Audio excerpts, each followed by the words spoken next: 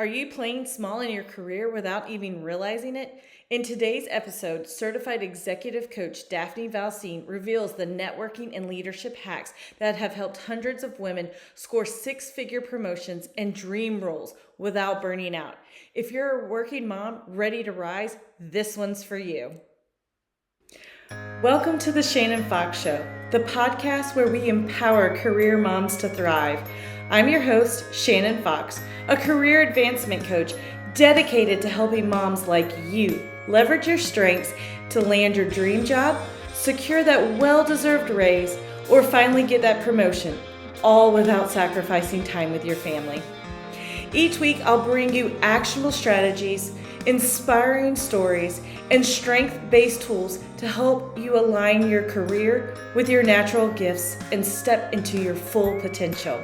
So, if you're ready to stop feeling stuck and start building the career and life you deserve, you're in the right place. Let's get started. Hello, everyone. Welcome. I'm joined here today with Daphne Valcin. Daphne is a certified professional coach, speaker, and corporate trainer who helps professionals and entrepreneurs achieve career advancement and business growth. She's coached over 400 clients across 4 countries, including leaders from Fortune 50 and 500 companies like United Healthcare, UPS, and JP Morgan Chase, as well as mission driven organizations like Boys and Girls Clubs of America and KIPP public charter schools. She's been featured in Forbes.com and Voyage magazine for her work, and today she's here to share strategies for leadership, career growth, and work life balance. Welcome, Daphne. I'm so excited to have you here. It is my pleasure to be here. Thank you so much. So, what inspired you to start your coaching business after that amazing background that we just heard about? Sure. I was getting married. And basically that changed everything. Yes, it But to does. backtrack more, I wanted to get my MBA and I wanted to work for a consulting firm. Specifically, Deloitte was my dream job, working in human capital and maybe entrepreneurship. So something that would be related to that.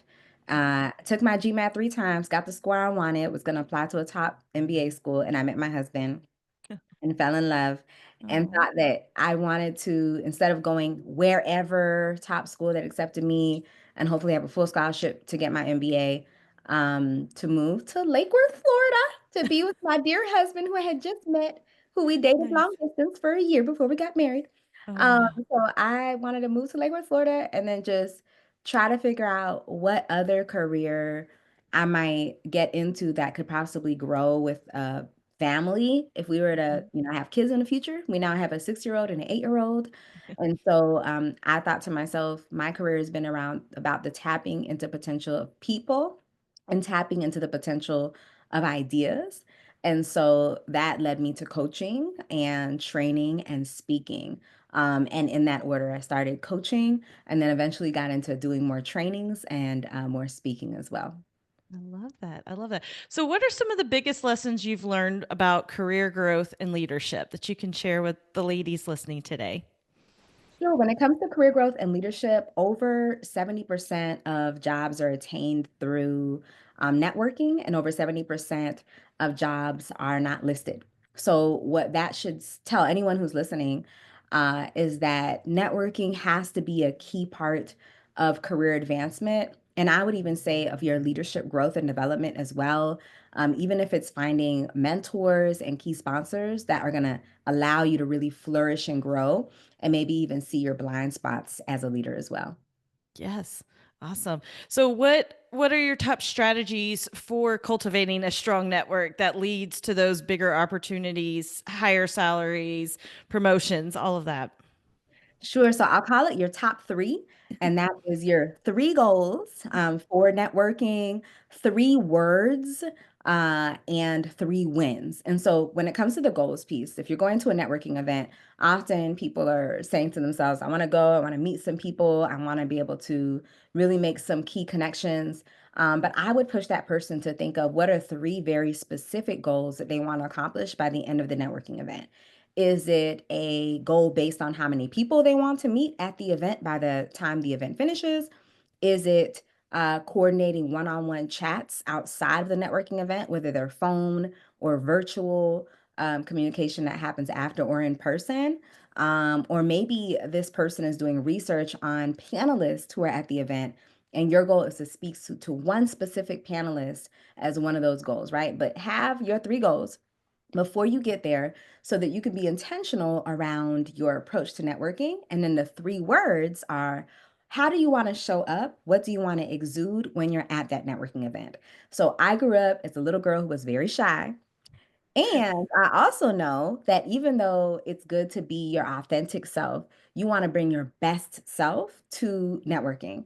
So for me, when I'm at my best self, that shows up as being inspiring, energized, and a guide. So inspiring, energized, and a guide is who I show up as when I'm my best self. So you want to know what are those three words for you so that you can make sure you're intentional around showing up that way. And if you're veering away from that at the event, then you can veer right on back to presenting Right. the best version of yourself. And then the last thing, the three wins. When you're at a networking event, you want to be very clear on what are some of your biggest achievements that are associated with the role that you have or the thing that you may want to get into in the future. Even if that's you trying to find mentors who might be really key contacts for you as you're in your position so that you can do your best.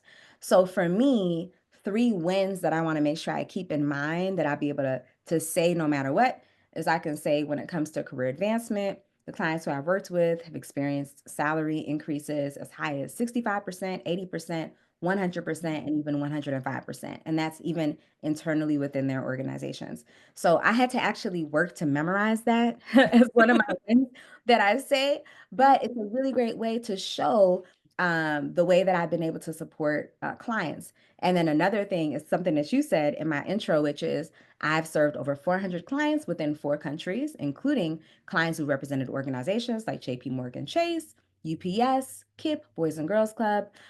So that's one win that I had to actually work to memorize that. And then one last one I can share is for those CEOs with smaller businesses that I've served, I've been able to help them to increase their revenue by 3 to 10 times in some cases through the coaching that we've done together when it comes to their leadership development. So, whoever you are and whatever you do, there's a win that you can attach to that, even if it's the scope of the work that you do. For example, if you are a teacher, you can say, yes, I have a capacity or workload that includes serving over 100 students. And I teach those students on a regular basis.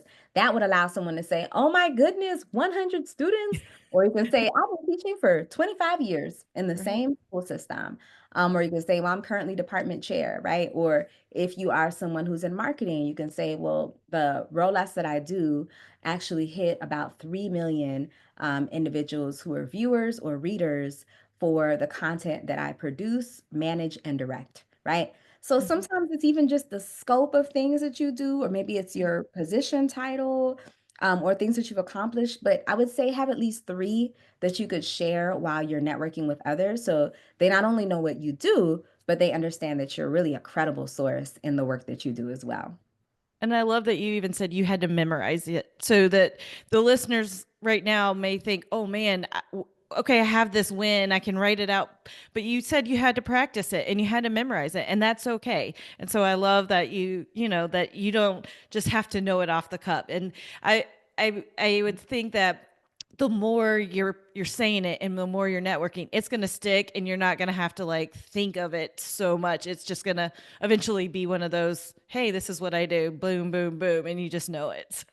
Yes, I completely agree. And I know, so one of the things that we do at Valcin Strategic Solutions is to help high potential leaders to enhance their influence up, down, and across their organizations.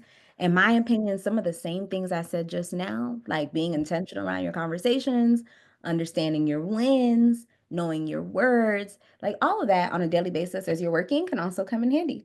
Yes, definitely. Definitely. So as a career mom yourself, we have a different struggle of balancing home life and work life. What suggestions do you have for the career moms listening for them, especially maybe as they're trying to get a promotion or a raise at work right now, which may require a little bit more time. Sure. So what I would say is the same thing that I say to clients when we first start working together in an orientation, and then I say it to them when they first start working with me. I talk about the things that I've seen allow certain clients to be most successful in working with me one-on-one for those who are doing executive coaching, leadership development. So it's fear, focus, and time management. So here's what I mean by that. The fear piece is the people I've noticed are most successful within the coaching process are those who are not afraid to push past fear and do things even if they're uncomfortable. I noticed for me, I can't speak for other moms, once I had kids, my level of being more careful in the things that I'm doing has shifted. Before I had kids, I was like, I want to go out of the country. I'm going to go to Kenya and I'm going to travel by myself and it's fine. Wow. And I'm going to quit my job before I go. And hopefully I have another job when I come back, right? That is Right. really risky. So with having kids, my level of risk has changed. However, my level of pushing past fear needs to be at a really great level, at a high level, because as an entrepreneur, if I say I want to let me see. I want to roll out something as a dream to United Healthcare and all their employees in the ABC division. Then I have to be fearless enough to contact somebody, maybe look at my LinkedIn, see who I know from United Healthcare, contact that person and say, hey, this is a dream I have. How can I get there? So that's the example of pushing past fear. The focus piece is life is lifing. If you have little ones, they may be crying, they may be doing all kind of stuff. They may be throwing stuff, they may be getting in trouble, they might be arguing with each other. And you know what? If you're an entrepreneur, one, give yourself grace, but two, if you have certain things that you want to focus on, or you're a career woman, right? Career professional, if you have certain things you want to focus on when it comes to getting promoted, you should try to focus on those things. Even in the midst of lifing, if you say, I am way too worn out for that, but this is something that is a dream for you that you really want to do, it's helpful to find where is that space and energy, meaning it could be, hey husband, please give me 2 hours so I can watch my, I could do this thing that I would like to do, or mom, could you please watch the kids so I could do this thing, please, or I could go to this conference or this training. So find the space or the energy to do that thing. And then the time management piece is time blocking. So when you don't have kids, if I want to do something at 11 p.m., I could do it. If I want to do it at 7 p.m., if I want to go to sleep at 7 p.m., I could do it. If I want to do something at 3 p.m. after work, whatever, I could do that too. But as moms, if you are someone who is with your kids all the time after school, or if you're a homeschooling mom, then you really have to figure out when are you most awake, when are you most focused. Your level of energy can go up and down throughout the day. If you're doing the morning routine with your kids, most moms, that's a lot for them. So maybe it's before the morning routine is when you're doing your best work, before everyone wakes up. But it's figuring out where's my best time to do the things that I need to do. And then little by little, scheduling in that time in those best places to get things done. So I would say fear focus and time management applies to all the career moms who are listening who want to be more successful in whatever it is that you're pursuing. Absolutely, absolutely. I know I like to time block, and one of the first things I do in the morning is read. And my son has lately decided that he needs to get up and read as well. And so at first I stopped doing it, and then I was like, wait, I'm taking this away from me. So now he has a book that he puts in my office the night before. And so if he gets up and he wants to be in here, he can read and I can still read and do what I need to do to honor that time management that I've done, even though I'm trying to get up earlier than they do. But so you have to find that balance as a mom. I think that that's one of those, it's never like perfect, but you figure it out and you work through it so that you can still get your stuff accomplished and still be there as a mom. I love that. I love the creativity of that idea. I wasn't sure if that was gonna work and it worked well. Yeah. So that's fantastic. I love that creativity. Thank you. So, let's see. You've coached hundreds of people.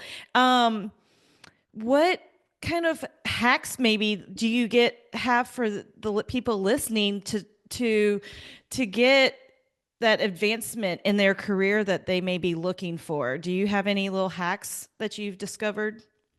Yeah, so one would be if you're in job transition, not you should not only have an approach to look for jobs and to do that regularly, you should also have an approach to tap into your network and a new network regularly too. So every week, having a certain amount of people that you reach out to who are new and some who are old connections, but who may actually be the key to your next open door. One client who I had in the past who was in transition shared that she had spent a year trying to find this role that was like super unique in her niche field. And she shared that she thought when we worked together, she would be able to find a position within the next, like, I think it was like 45 days. We didn't do it in 45, but we did in like 50, 60 days or something. Wow. But we did it through her tapping into her network that she hadn't tapped into previously. Someone who she would never have thought gave her a referral link to be able to apply internally, but with a recommendation from that person. So Mhm. that's one thing I would say that is a hack. Have an outreach plan that is as important and as equally weighty as your job search and job application plan is one thing. And I think another hack would be, let me see, to hone in on your achievements. So if you're Mhm. currently within a position, even if you are not currently looking for a promotion or a job change or job transition, you should be tracking your achievements because years later, when I ask a client, well, it looks like you did sales in the Eastern region. What volume of sales did you do? Client might be like, I don't remember. And I'm like, but you sold this huge product.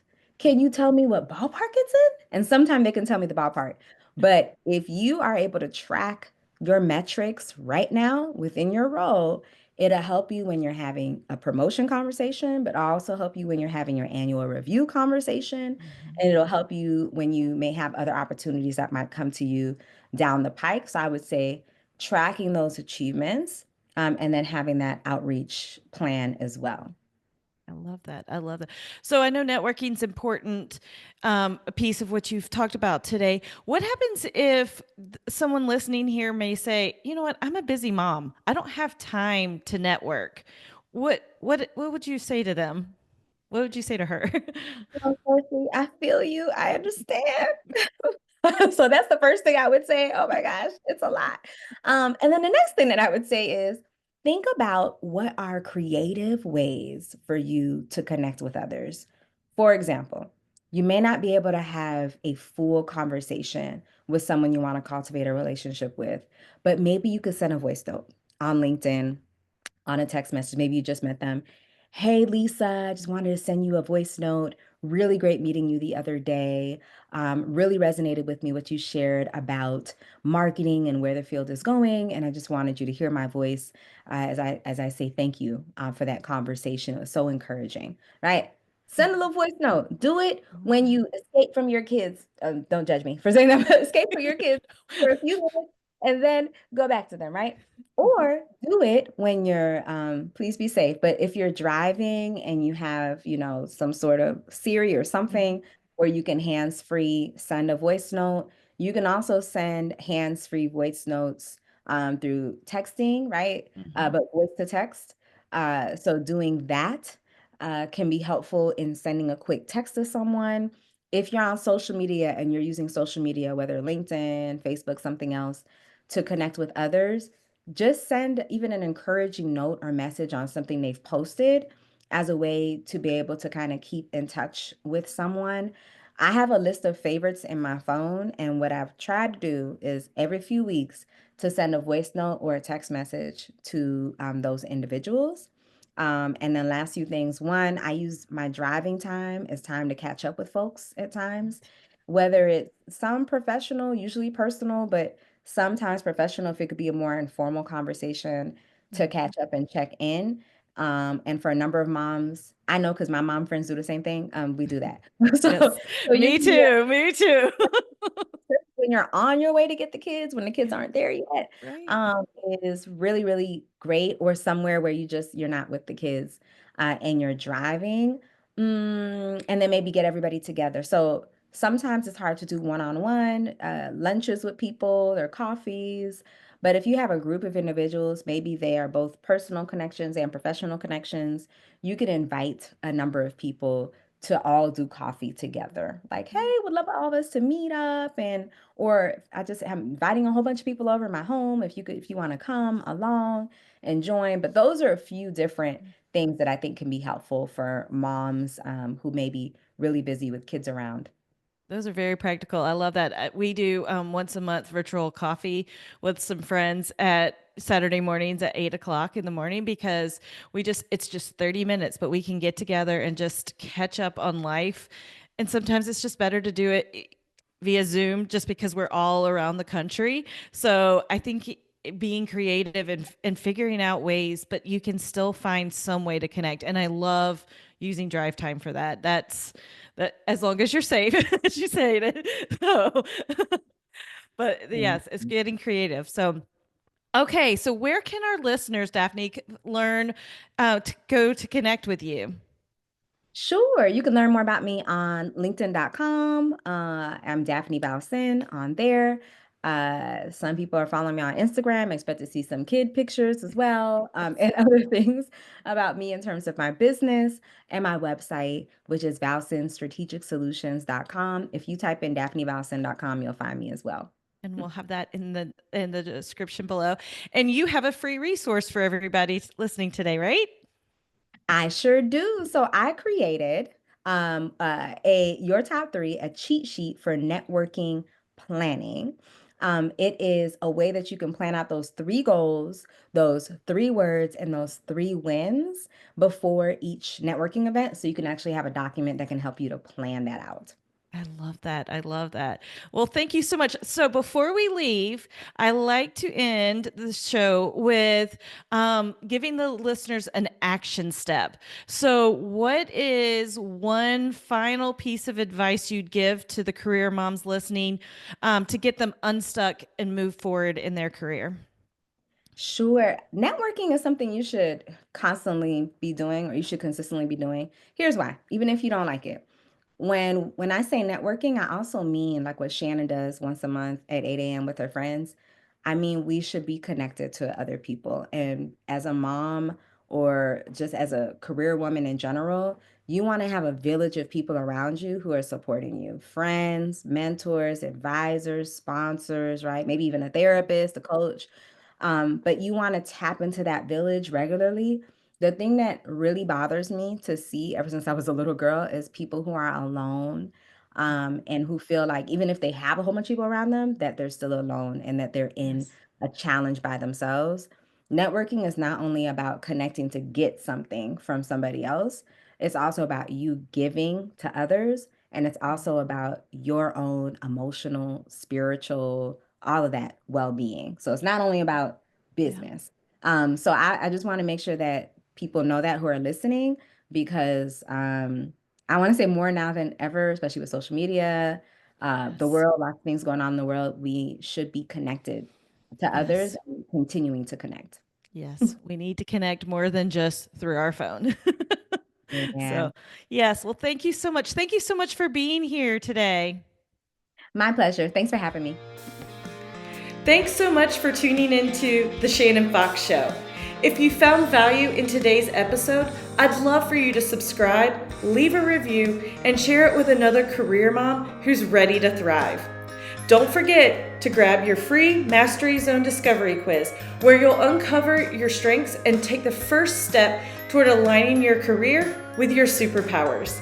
You can also connect with me on Instagram at the.shannon.fox for more tips and inspiration. Until next time, remember, you're not just building a career, you're creating a life you love. Let's make this happen.